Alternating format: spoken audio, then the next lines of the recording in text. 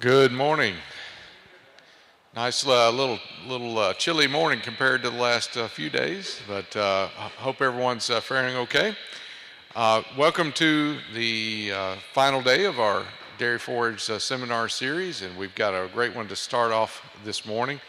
My name is Dennis Hancock. I get to be the Center Director at the Dairy Forage Research Center. Our research center is part of the USDA ARS, the Ag Research Service. We have locations, 2 research units in Madison, and then we also have a research unit up in Marshfield. And it turns out that Matt actually is co-housed in our unit there in Marshfield, works very closely with our team in that unit. Our first speaker this morning is Matt Akins. Matt is a researcher and extension specialist up at Marshfield for UW.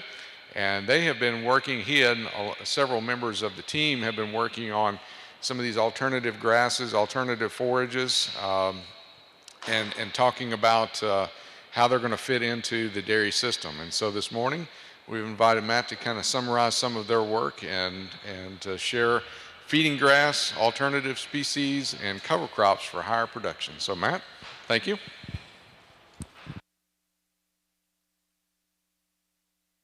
All right, can you hear me? All right. Never know with these microphones, so. All right. Maybe that'd be better.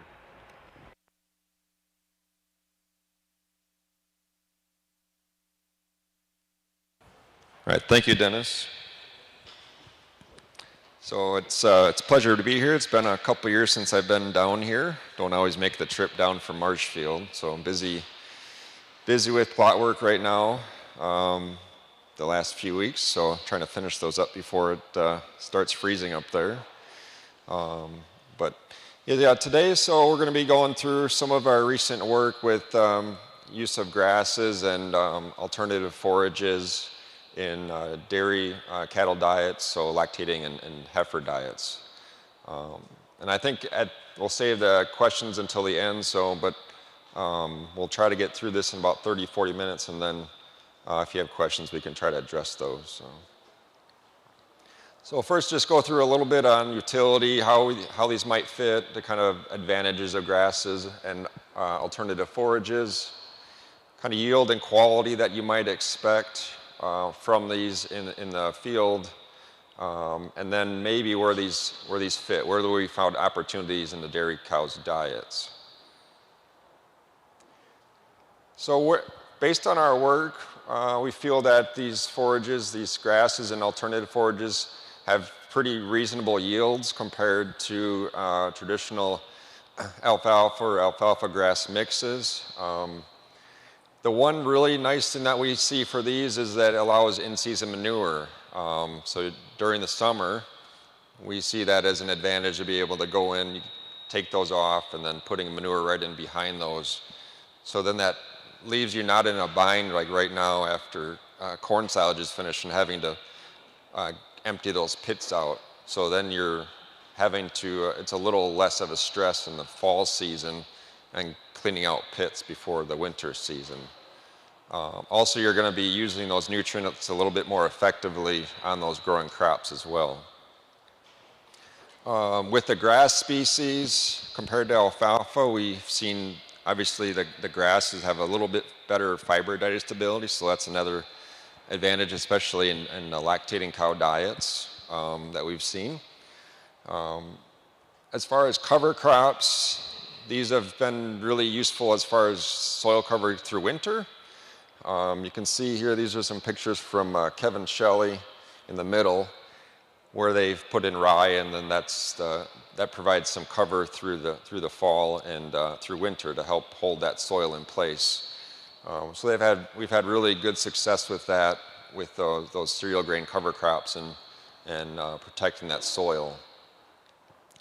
And the other thing with these cover crops, especially cereal grains and some of these warm season annual mixes or cocktail mixes, is opens up opportunities for double cropping. So you can put those cereal grains in the fall, take them off in the spring, and then you got that opportunity to put a warm season annual or cocktail mix in after that. So you can get a double cropping opportunity even in Wisconsin. So first off, I'm going to go through some of our data that we have from Marshfield as far as for grasses. So we'll go through some of our grass work, and then we'll go through some of the more of the sorghum Sudan work, sorghum forage work, and then we'll go through some of the cocktail mix, and then get into some of the feeding studies that we've done. So most of this work with grasses is done by Jason Cavadini up in Marshfield. So if you're not familiar with him, he'd be a really good guy to get in touch with or to work with about growing perennial grasses. He's been doing this for the last 3 or 4 years, evaluating different varieties in plots, and so he's got a good handle on perennial grass yield and quality, at least in central Wisconsin. So he's been working with these different varieties of grass compared to alfalfa for the last 3 or 4 years.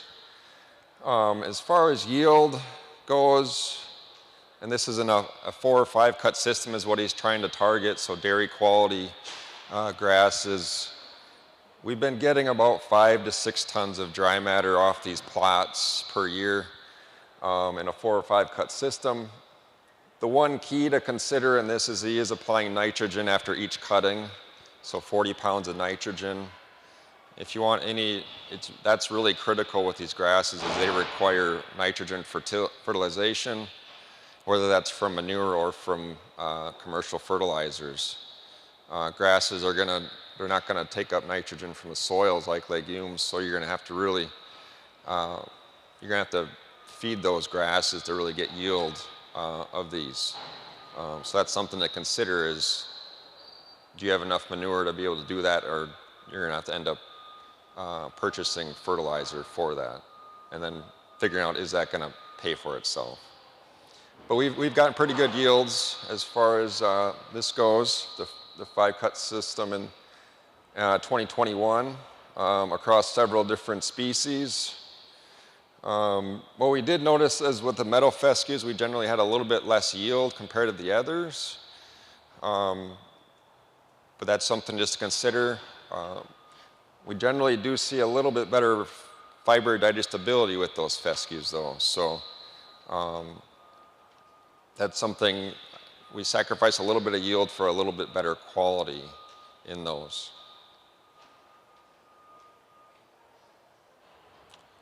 Moving on to quality of these perennial grasses in that same year.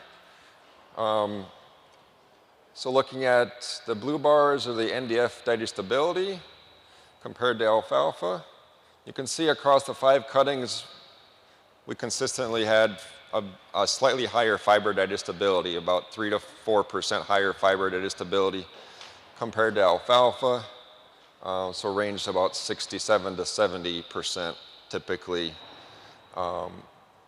One thing to consider is this alfalfa over by that 3rd year was about half grass or even greater amount of grass in that, where the alfalfa had winter killed and had filled in with some grass that was in the soil, grass seed. But we do, again, pick up some improved fiber digestibility, but as you can see, the protein levels are a little bit lower than the alfalfa, about 2 points lower, even with that 40 pounds of N applied at each cutting. So we generally see a little bit lower nitrogen in those grasses than compared to alfalfa.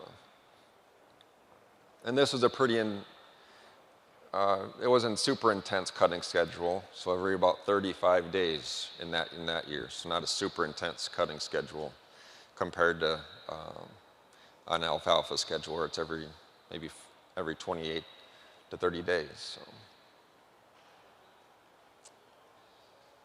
The one thing to consider with grasses is that first cutting is going to be quite a bit different than with your subsequent cuttings, because as that plant is maturing early in the spring, it's elongating, so you're going to generally have higher fiber values and lower digestibilities because of that. So that's something to consider.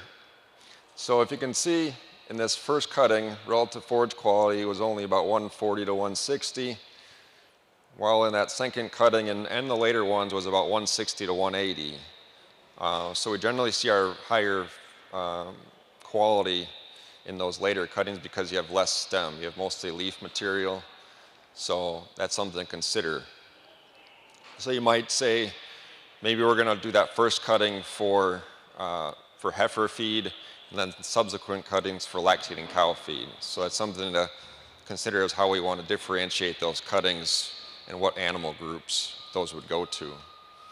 But it's just based on how that plant matures throughout the season. So, which actually can be pretty convenient because those later cuttings are changing more slowly. Because those later cuttings, so this is some work done by Jeff Brink at US Dairy Forage Center. So you can see in this first cutting, the fiber digestibility declines pretty quickly because that's maturing over time more quickly in the spring. Compared to this second and third cutting, they're maturing, it's basically leaf material, it's not heading out. So then you have the fiber digestibility and the fiber content change more slowly. So over time, it's not as critical to maybe hit your targets right on. You can delay cutting a day or two and you're not going to have a big hit on quality if you have to delay due to the weather concerns. So that's a convenient thing with grass is that they don't change as quickly due to maturity.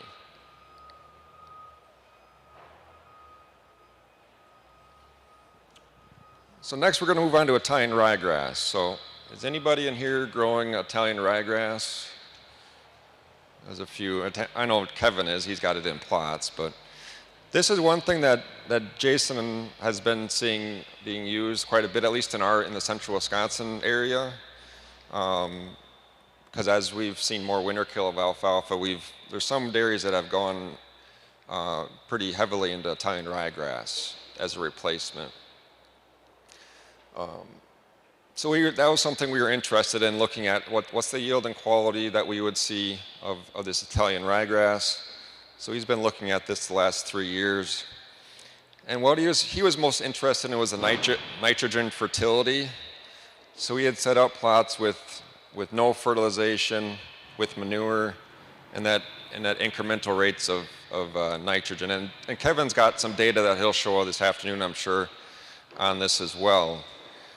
But after about 30 to 60 pounds of N, we don't see a huge increase. The main increase is from that where we have no fertility up to about 30 to 60. We get a small bump up to 90 to 120 pounds per acre, but this is per cutting, so not per year.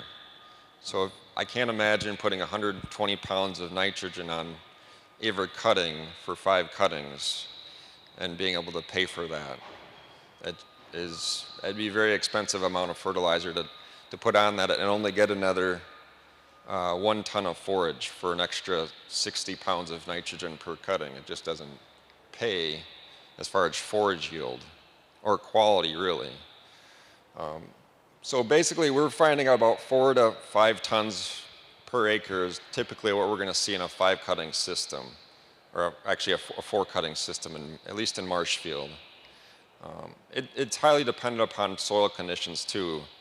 If you have a very dry year, Italian ryegrass is going to take a big hit. If you have a wetter year, it does really pretty exceptionally well. So if you run into a drought situation, your yields are probably going to be pretty low because it does need quite a bit of moisture for growth. When we look at the yields by harvest, a lot of it came in the first cutting, about 1.5 tons of dry matter in the first cutting, about 0.8 in the second and third, and then the last 2, about 0.5 ton. In my mind, if I was to harvest, I would not do that last cutting, and I would delay that 4th cutting a little bit to try to make up for that. Maybe delay it a week or 2 to try to avoid that last cutting, because we're probably not really even paying for that equipment cost and fuel cost to even drive over the field for that. So I would probably do a 4-cut system and maybe delay that a week or 2 to try to get that additional yield, so in my mind. But what producers really like about Italian ryegrass is the quality. if we look at the NDF digestibility, we can hit NDF digestibilities of 65 to 70% pretty easily with this stuff. It's all leaf material, very little stem, if any. So very consistently high fiber digestibilities, low UNDF, so nutritionists really like feeding this stuff, and pretty consistently pretty good forage quality across with these forages. But we do see an impact of nitrogen fertility on these. You can see on average, this is the gray bar. We do see an incremental increase with fertility. If we were to put about 30 to 60 pounds of nitrogen, we probably would expect about 16% average. But again, big differences between cuts. Where we had a really high yielding crop in that first harvest, it was about 12 to 15%. By the last cutting, where it's very low yields, it's 20 to 25%. So it's a big dilution effect going on there of that material. But typically, like 15 to 16% is probably about average what you'd expect across all those harvests. So a decent protein, but the fiber digestibility is really where we're focused on with this tine ryegrass. Is high fiber digestibility is what producers really like in this forage.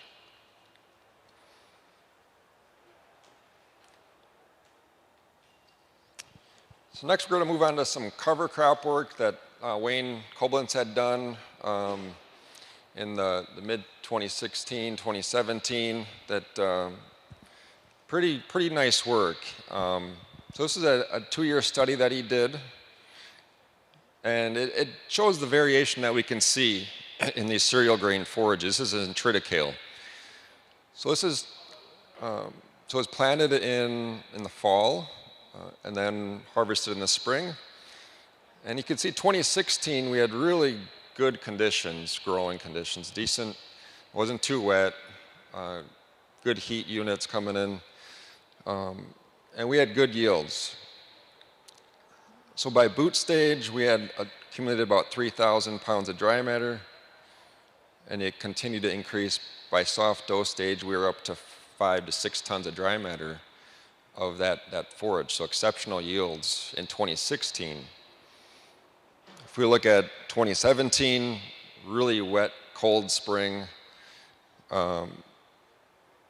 we had barely reached 1,500 pounds by boot stage, and by soft dough, we were right around 2 tons. So you could just tell the difference between 2 years with identical management, fertility, just difference in weather patterns and how that affects these cereal grain forages. So not always going to be consistent every year on what your yields will be, so that's something to consider. So weather will play an impact. And there's lots of other factors with it too. When you plant it in the fall is a big factor, so the earlier you get it in, the better, usually in the spring. So there's different factors to consider with these cereal forages and what impacts. But usually for lactating cows, we generally say about boot stage for harvest, and then heading to anthesis for heifers usually.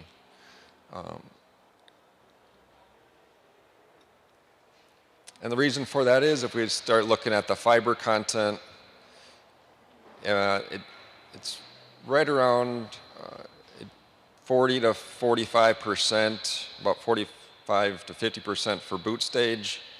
If we start delaying that too far for lactating cows, it just gets too much fiber. And at 45, that boot stage at 50% fiber, it's still got good fiber digestibility in it. That fiber hasn't lignified very much yet, so it's good quality fiber. If we let that go too far, it's really going to turn into heifer feed, which is actually a really good quality heifer feed, high fiber forage that fits well into heifer diets. So the feed's pretty versatile, whether you get in there sooner to get it for lactating cow feed, or you let it go for a little bit longer and it turns into heifer feed. But it's fairly versatile crop, but really need to to make sure that you know what you want to feed those to. Whether if you're targeting cows, you're going to want to get in there early. If you need heifer feed, let it go a little bit longer, let it head out. One thing to consider with this is if you let it go to soft dough, those stems will become fairly hollow, and it becomes a bit difficult to pack. So that's one thing to consider is packing can be a difficult thing with these cereal grain forages. Once they elongate and get hollow stems, they get to be really a hassle to get it packed. And they dry down fairly quickly in the field. So you probably want to target this range if you're looking for heifer feed before they become hollow stems. So.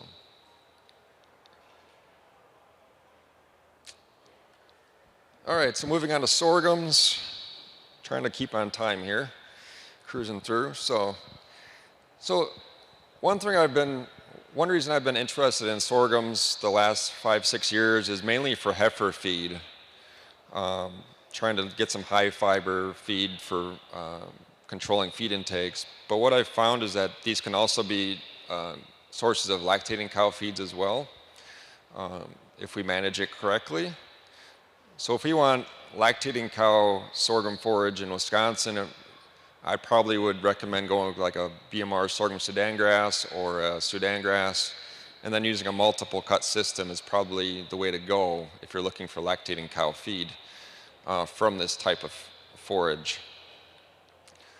Mainly, you're getting similar to the ryegrass. You're looking for high fiber digestibility is the main thing. You're looking for energy from the fiber.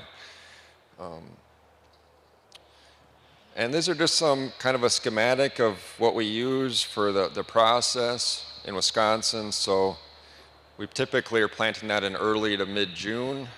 Usually that's going to be happening after a cereal grain harvest. That's really good situation. So taking off that spring crop and then putting that, direct seeding that into into that crop after you harvest and probably put some manure down. And then that first cutting usually coming about 40 to 45 days post-seeding. Generally, you're going to be targeting about 30 to 36 inches, maybe 40 inches height. The one thing to consider is you don't want to take this too late. If you push that back too late into early to mid-August for that first cutting, that doesn't leave enough days of growth for that second cutting. Because in Wisconsin, by mid-August, our days are really getting shorter.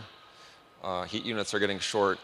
So you really need to probably target that late July, early August to be able to get another crop off in the fall. So take that off in late July and then come in with that second cutting in either mid-September where you cut and wilt that, or you let that get frozen and then harvest that directly off, cut it and chop it off. Obviously, if you let it freeze and then cut it, you're going to have a lot lower protein values, but it's going to be dried down fairly right where it needs to be at 30 to 40% dry matter if you let it freeze and let it sit for a week. Generally, we don't have to worry too much about prussic acid if you let those leaves dry completely down. That'll volatilize off. Plus, you're going to let it, if you ferment it too, that'll help to eliminate that toxin issue.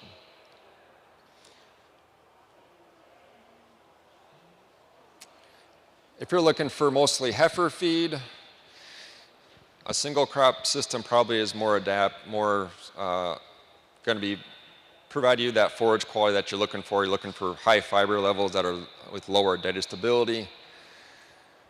Plus your yields are going to be probably about 1.5 to 2 times higher than with the multi-cut system. So that's another advantage is your yields are going to be quite a bit higher.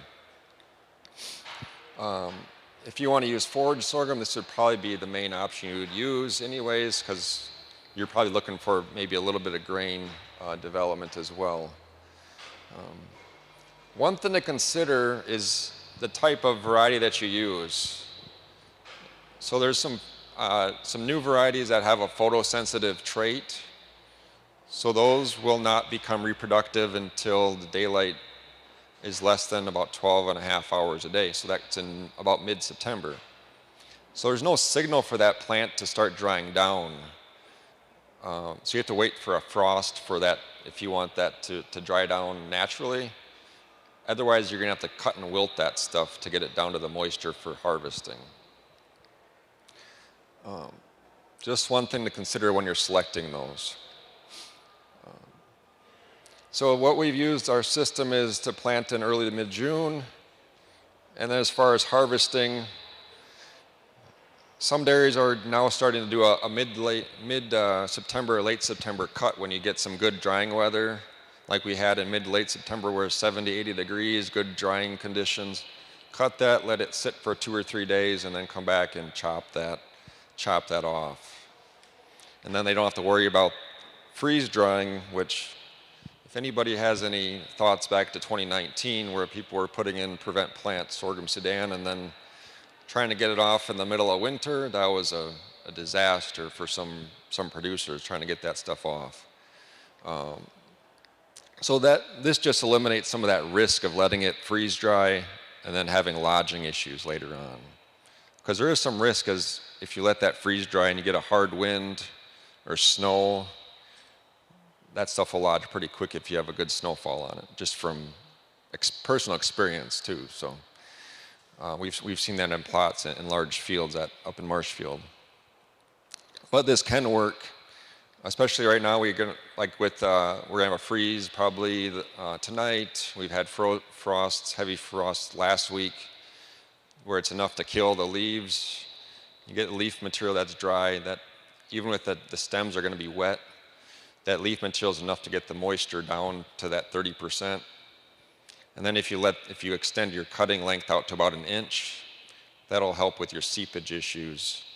If you cut it short chop length, you're going to have probably seepage issues if you don't, if you chop it when it's too wet. So if you want to avoid the seepage issues, cut it longer.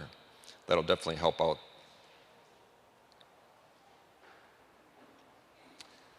So as far as yields, so on this left side is our multiple cut system. So obviously corn doesn't work very good in a multi-cut system. It doesn't grow back very well. But we did it anyways just for the treatments. But you can see forage sorghum and the BMR forage sorghum and the conventional just don't do very well in a multi-cut system.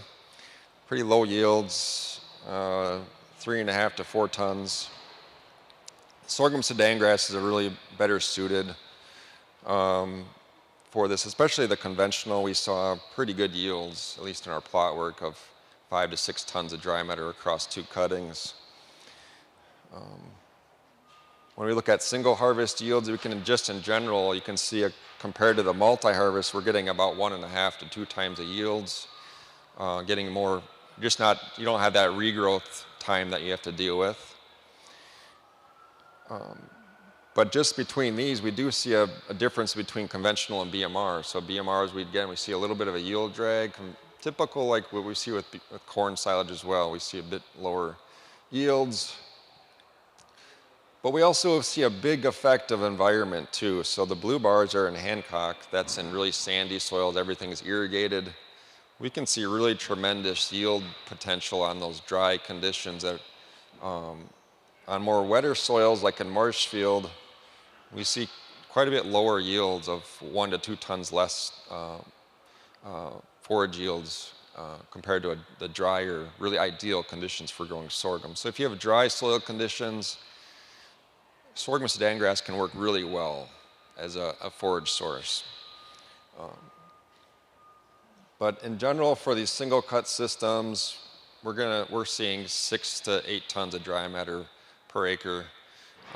In Marshfield, we generally see about 5 to 6. In Hancock, we're seeing 7, 8, 9.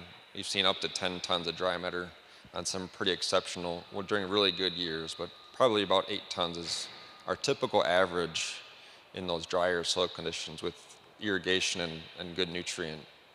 We typically put about 120 pounds of nitrogen per acre on these sorghum Sudan grass single cut systems. So.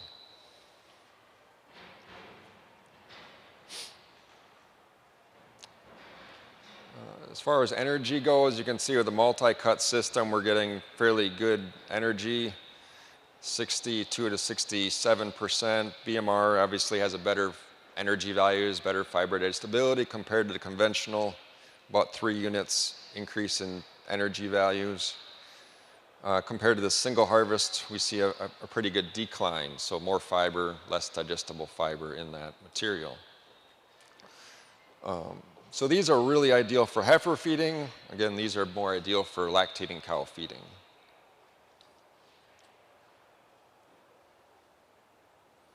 Okay, so next we're going to move on to cocktail forage mixes.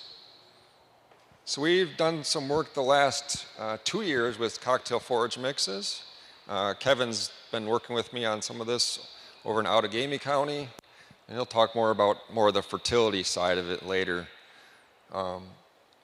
So these have become fairly popular, and especially the northeast part of the state and central Wisconsin. It's slowly coming on as well. But especially putting these in after cereal grain forage harvest, it's becoming more popular. And what we were looking at was in our plots, we had a mixture of sorghum Sudan grass, there's a BMR type. We had Italian ryegrass, red and berseem clover, and hairy vetch. So you got your grass components, and then you have a legume component. So that's pretty typical with these cocktail mixes, is to have that mixture. And ideally what we're trying to get is we're trying to get some nitrogen credits from those legumes. In theory we do, but if we look at plots in person with nitrogen applied to them, you don't see much of the legumes appear really at all throughout the period of our season, at least in our plots. And same with Kevin's plots that I've seen as well. So you don't generally see a lot of the legumes come up, so I don't know what the actual nitrogen benefit or credit would be following the following year. What the big thing that I do see an advantage is having this sorghum Sudan grass and ryegrass together, is that you get a potential for three cuttings through the year, through the summer, because you can take 2 cuttings. This first cutting is in early August. Second cutting in early to mid-September, about 30 to 35 days later. And then you have an opportunity for another cutting in early to mid-October of that ryegrass. So it opens up that opportunity to get another cutting of really high quality lactating cow feed. The one thing to consider is that these species change throughout the season. So your first cutting is going to be mostly sorghum Sudan. The next one's going to be usually about a 50-50 mix of sorghum Sudan and ryegrass, and by that third cutting you're going to see mostly ryegrass come in. So you're going to have to figure out a way to manage that. Either you just put it into the pile and mix it in, which some people probably will do, or do you differentiate those and put it in bags or small piles and try to target feed that forage to certain groups. But this is just illustrating this change over time.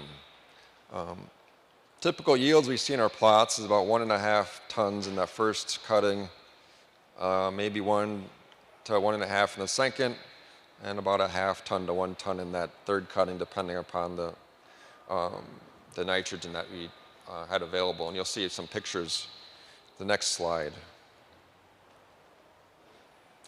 These are some pictures from Oconto County. Some really excellent established fields over there. Some really nice first cut of sorghum Sudan grass. You can start to see a little bit of the red clover and the vetch come in, but pretty minimal. Not a lot of material down there of those legumes.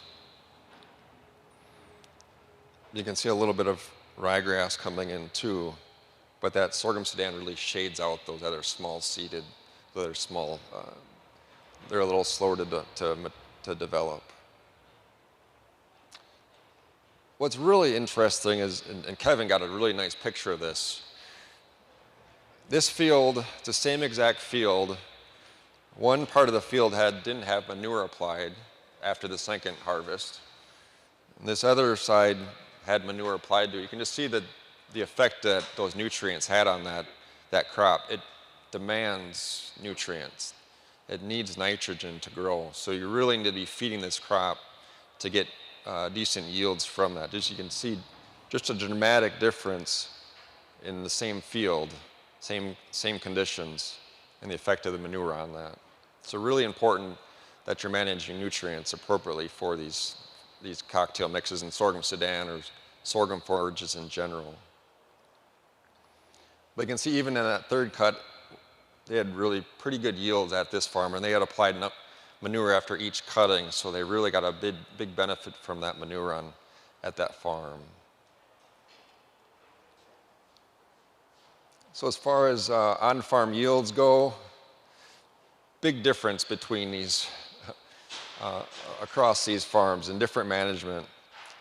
So a lot of the farms applied manure before the first cutting, so in between the cereal grain harvest and the planting, they apply manure, and then they use commercial fertilizers in between. Farm 3 applied manure after each cutting, so they saw a big benefit from using manure on that field.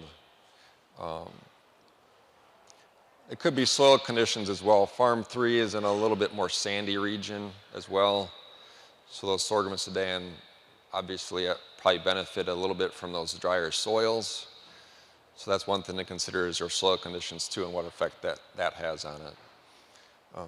But you can see a pretty good variation. But in general, we see about 1 to 1.5 tons across these cuttings. The blue bar is the cereal forage, so we saw about 1 to 1.5 tons across those 3 farms that did harvest it. So pretty good harvest of cereal grain forage. The cocktail mix was about 3/4 to 1.5 tons across most of the farms, across those 3 harvests. And then this last farm, this is Marshfield, so we had a big first crop, and then about a little under 1 ton per acre for the second 2 cuttings as it got more into the ryegrass. If we look at the forage quality, again, I talked about those cereal grain forages can be really exceptional forage quality, right around 200 RFQ for those cereal grain forages, so exceptional feed value for those.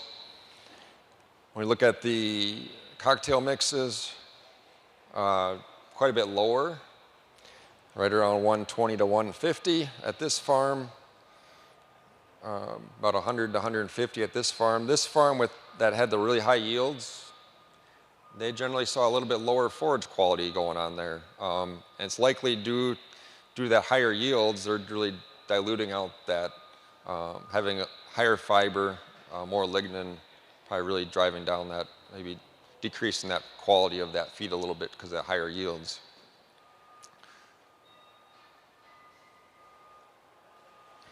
So the use of these alternative forages in the dairy diets really is depending upon what the quality is. And as I mentioned before, there's highly variable. So testing is really critical of these. So sending samples into the lab is really important. And for each cutting. So you want to be testing each cutting throughout the season to make sure that you're allocating those to the right groups. As far as what we could use this in place for, mostly it's going to be probably for either grasses or alfalfa, or even probably maybe some other high fiber byproducts. So you could replace some soybean hulls in the diet, some gluten feed possibly in the diet, just due to the fact that most of these forages have really good fiber digestibility. As far as in lactating cow diets, most of the energy is coming from that fiber pool. So that can be a big benefit on some of these really high corn silage diets. Really driving that fiber digestibility is really important to fat tests. So you can really, that can be a big advantage in some of these diets. The other thing to mention is that the sugar values on these can get exceptionally, very high. Especially sorghum forages in the fall, we can run 10, 15% sugars in these. sorghum forages after a few frosts. So we can really get some really high sugar values, and that can be really useful in these lactating cow diets as well. One thing to mention is potassium on these forages. Some of them get really high, like sorghum forages, cereal grain forages. They can all accumulate a lot of potassium, especially if we apply manure to them. So getting potassium, get a good mineral test on them is really critical if you're wanting to use in dry cow diets, because that'll play a big role in how much your nutritionist is able to put in the diet.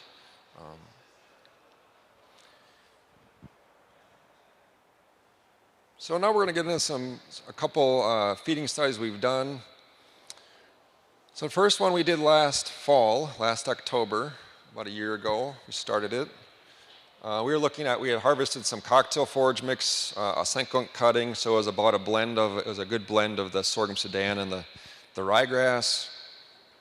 And if we look at the quality of it compared to the corn silage and haylage, we were right around at a 15% protein mark.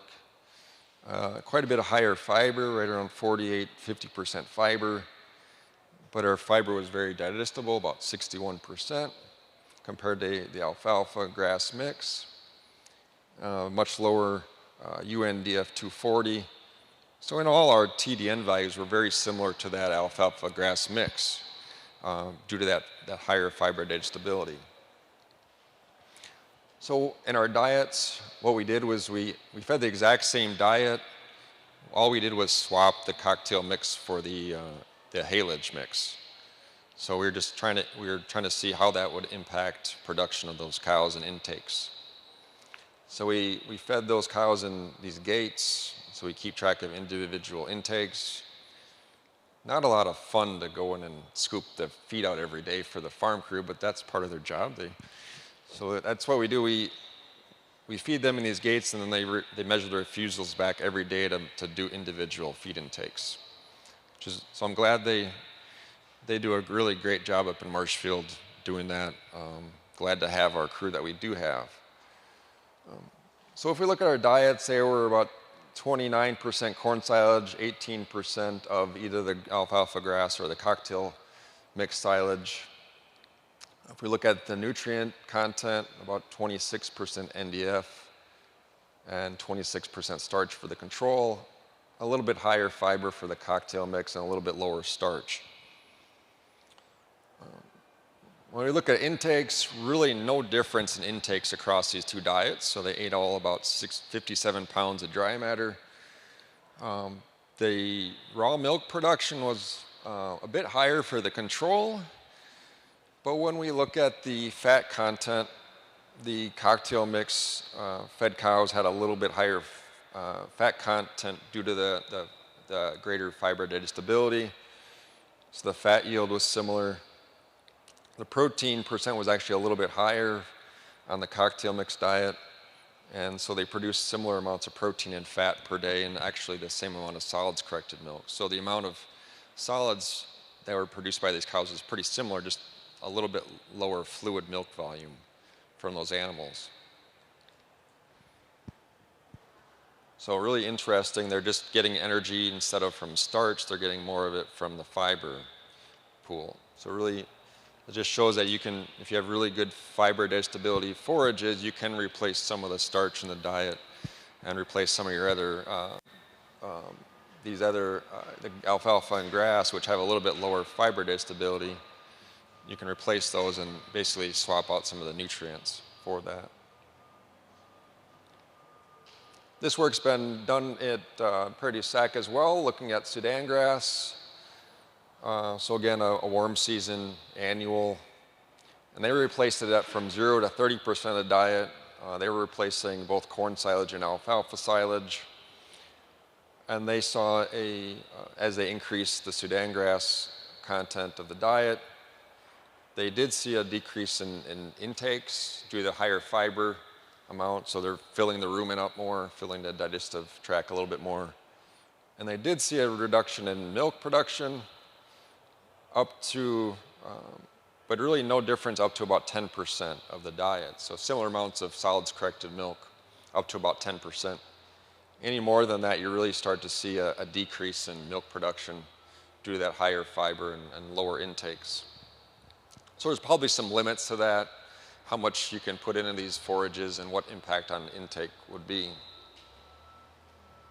If they were to replace more of haylage instead of corn silage, they might have saw a little bit different effect on that diet as well. So kind of have to work with your nutritionists and see how that's going to fit in your diet and what it might replace. What I really like to do with these sorghum forages is replace them in heifer diets, use it as a replacement for corn silage and maybe some of the other high fiber feeds, so hay or straw that you might use in these heifer diets. So we did some work where we placed like a really high fiber hay, basically straw, and some corn silage and a little bit of haylage in the diet, and we replaced them with sorghum Sudan grass silage. So we basically got some higher fiber diet, so about 55% fiber compared to almost 50% for the control. Similar proteins, actually very similar energy content, so similar energy, about 60 to 61%. But this is huge. So we were able to decrease their intakes by about 4 pounds a day by feeding that higher fiber diets. So it's 4 pounds of feed that you didn't have to pay for to put through that animal, for one thing. But the big thing that we like to see is that the growth of those animals was better, only about 2 pounds a day versus on the control diet, which is actually pretty reasonable according to the nutrient requirements based on our guidelines. They were gaining almost 2.5 pounds a day on that diet. These animals would get very fat very quickly on those diets if we left them on there for a longer period of time. So this is where these higher fiber forages really come in handy in heifer diets, is to control feed intake and control growth. So just a bit of summary. So these forages can be really handy in the field to fill in spots. They fit nicely in some rotations. Good use of manure during the season. They can be used in a variety of different diets, whether cow diets, lactating diets, dry cows, heifers. So they have a pretty versatile. One thing to consider is make sure you're testing. If you want to separate those feeds to use in certain diets, make sure you do that. You have separate storage or bags or separate bunkers or piles. So if you really want to target use these. So I guess I took too much time. I see Dennis is out there walking around, so. But I guess we can take some questions. So I guess if anybody has questions, I can try to answer those. Any questions for Matt?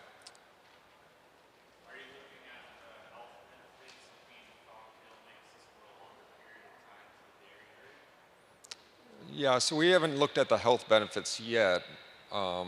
We haven't done any long-term studies. That was only about a 2-month study. But you could imagine, we do see benefits of feeding higher fiber diets on the rumen compared to a higher starch diets. So you see improved fermentation, so lower acid levels, lower acidosis issues, better feet. You should see better foot health with higher fiber stability diets compared to a higher starch diet. So in theory, you should be able to see improved cow health, especially in foot and gut health with the higher fiber diets. So, but as far as doing research on that, we haven't done that yet. So, but that's a good question and good thing to look at. So, yeah, Mike, did you? What's been your experience with the So Festuolium. Yeah, I haven't worked with those directly. Jason's been doing that, but what we have noticed, at least in our pasture work, is that we've seen those.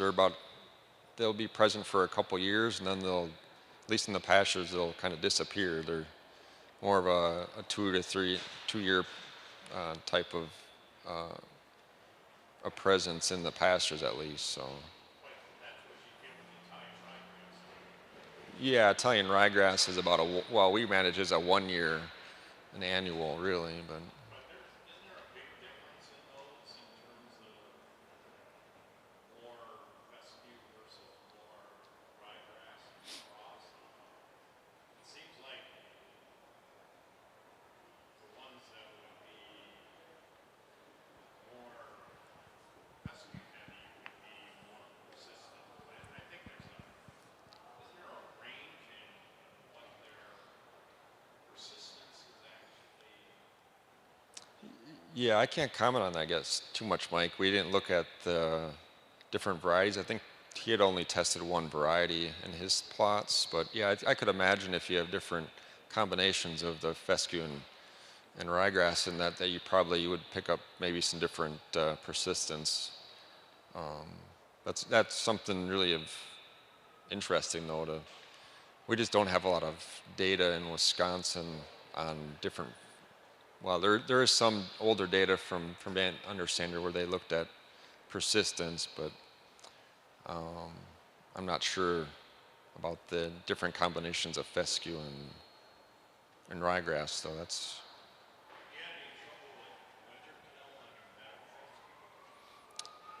Yeah, we haven't had any issues up there with winter kill on meadow fescue.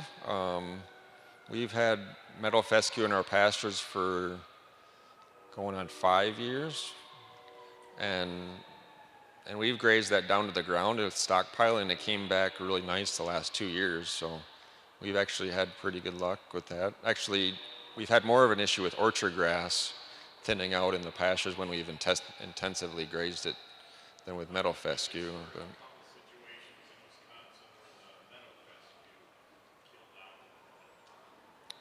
yeah, yeah, I can't comment on. We've had an issue, but maybe Kevin could comment. So. Yeah, the irony is one of the farms that I work with, where we're doing the research with the Italian ryegrass and cocktail mixes, we had several hundred acres of meadow fescue that was lost this spring. We collected samples, sent them to the disease diagnostic lab to see if there was anything there that was a part of it, and the conclusion was it was abiotic factors as far as the type of winter we had. And we had full-on melt in pondane fields up in the northeast that probably contributed. And it was the older stands, like the younger meadow fescue stands survived, but anything that had age on it, and it wasn't just this farm. I know that we have individuals who sell seed that did see large-scale winter kill from meadow fescue this spring. See, the one that I was familiar with was a new seed. Oh, see this farmer, it was all this older seed. Some of the younger stuff survived. So that's interesting. Like 200 acres. This was 600, 700 acres. It was substantial. So in those cases, were they harvested in the fall? Were they cut at all?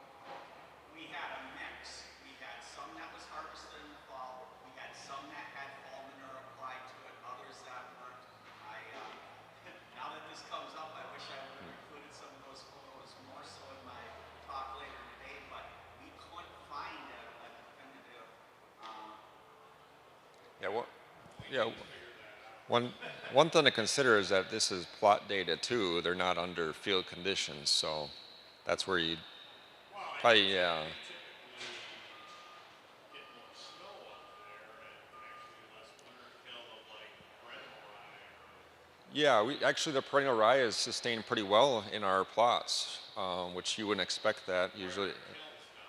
Yeah, we get decent amount of winter cover, so yeah, probably snow cover makes a pretty, and then we don't get a whole lot of ponding, at least in where we have our plot work and pastures. So if you have soil conditions where you get some water that ponds in the end of winter, yeah, that's probably conditions where you probably get some winter kill, just like with alfalfa. So yeah, I think any situation with alfalfa where you're going to get winter kill too, you're probably going to see some issues with grasses. So they're not impervious, or they're not gonna be able to do any better than alfalfa in those situations. I don't think they're going to be just as susceptible. So, but yeah, that's good point, Mike.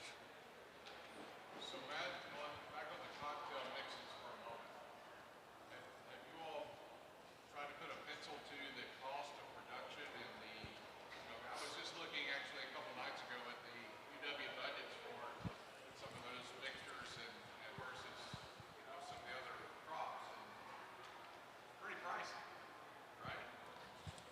Yeah. For the cocktail mix, they're not super cheap to put in, and the reason for it is I think when you're putting in 9 pounds of legumes and you're not getting any benefit from those, at least from what we can see in our plot work and field work, we're just not seeing those come through even in the fall.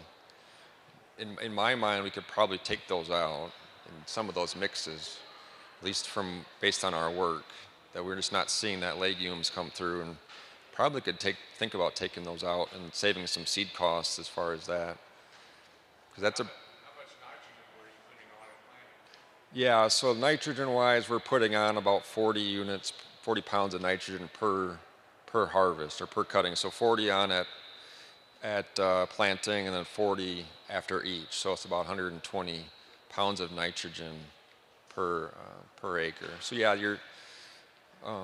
it is fairly substantial amount of nitrogen to apply if you're not using manure. So that's something to consider.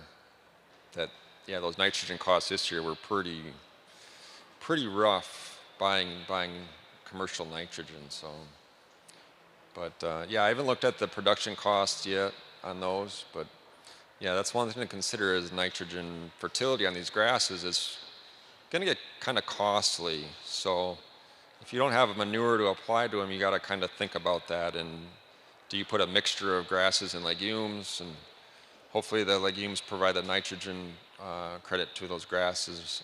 That work's been done pretty well in New York, and they've had pretty good success with putting legumes in with grasses.